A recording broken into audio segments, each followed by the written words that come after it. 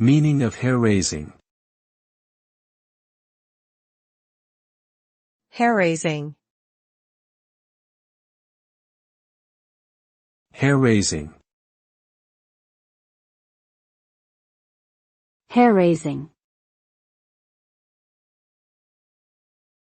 Hair-raising.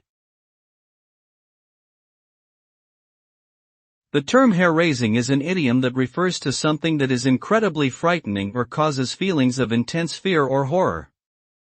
The phrase originated from the biological reaction of the body to fear, in which the hair on one's arms or the back of their neck stands on end. When a situation or experience is described as hair-raising, it means that it is so terrifying that it could cause this physical reaction. This term is often used to describe extreme experiences such as roller coaster rides, horror movies, or close encounters with dangerous animals.